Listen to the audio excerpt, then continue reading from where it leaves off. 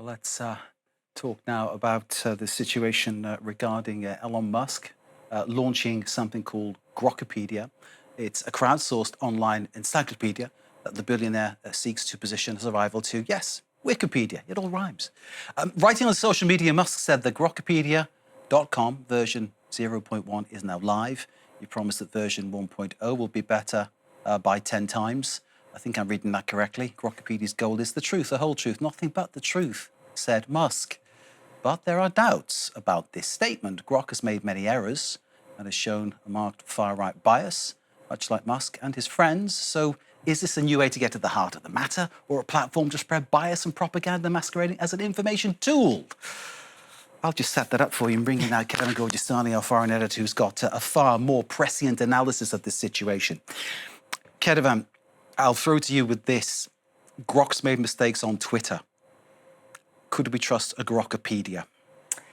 Look, obviously it is powered in large part by Grok, so any mistakes that Grok would make, Grokipedia would likely make. But I think the mistakes is one thing, and then there is the question, as you mentioned, that quote from Elon Musk, the question about whether it will say the truth or not. And as Elon Musk said that this was going to say the truth and only the truth and nothing but the truth, he also said that it was meant to purge out all propaganda. And that is exactly what he's trying to do, which is go against Wikipedia that he, his followers, and a lot of people in the United States on the right wing and in MAGA circles, Make America Great Again, have said that Wikipedia is woke. Wikipedia has a liberal bias and that you cannot trust Wikipedia because it's simply regurgitating the biases of the left-wing traditional media. And so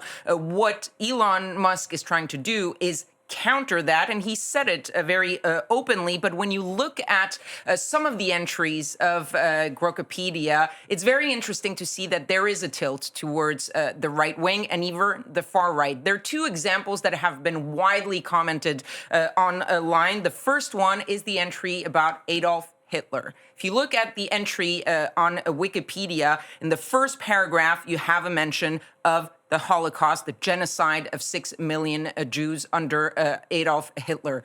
Look at the Grokipedia entry, and the mention of the Holocaust only comes at the very end of the second paragraph, way after a comment about how Hitler achieved rapid economic recovery for Germany. So you see that the order in which things are presented here are very different. Another very interesting example is the entry about George Floyd. On Wikipedia, the first line of the entry tells you that George Floyd was a black man, an African-American man, who was murdered by a white police officer.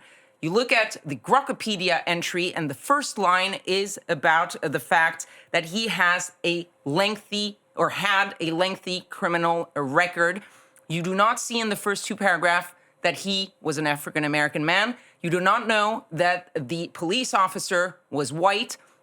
And you have to wait pretty much towards the end of the second paragraph to even know that Derek Chauvin, the police officer, was responsible for the murder and convicted and sentenced to more than 20 years in prison. So there again, a lot of biases, if you will, towards the right. There are other problems with Grokipedia. One is that it's powered by AI, so sometimes it gives the facts, sometimes it gives mistake. And the other criticism, this time from Wikipedia, is that, well, Grokipedia sometimes is simply repeating word for word what it finds on Wikipedia, because Wikipedia is available publicly and AI uses some of that information. But already you're seeing in the sort of right-wing online community a lot of praise for Elon Musk for starting Grokipedia because, again, going back to the original criticism of Wikipedia on the right, which is we are going to build something that is factual, and actually what they're doing is trying to build something that is, in their words, going to counter the liberal biases of Wikipedia. It is telling things along their propaganda or bias guideline, isn't it? And that's a very alarming road to be taking, in my opinion, as a humble journalist. Kedevan, what does all this say about Elon Musk and his involvement in the information space? Well, this is really the latest attempt by Elon Musk to sort of offer right-leaning versions of available technological tools. And you saw the first example of that when he took over Twitter and made it X. The first thing he did was reinstate right-wing figures that had been suspended or banned by Twitter at the time for spreading misinformation, for inciting violence, including one person known as Donald Trump, the current president of the United States, who was suspended by Twitter back after the January 6th attack on the U.S. Capitol. Grok is another example of that. Elon Musk has been public about the fact that sometimes he was asking Grok to tweak some of its answers because he didn't like the answers. One famous example was the question, what is the greatest threat to civilization? The initial answer from Grok was misinformation and disinformation.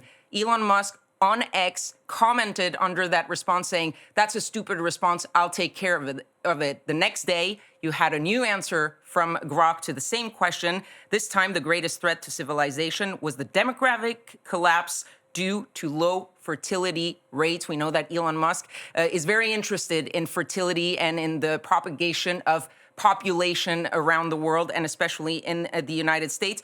All of this is more broadly in line with the fight by the right wing in the United States of trying to take control of the information because, and this is an old saying, is if you control information, if you control knowledge, you have the power. Information is power. Scary, isn't it?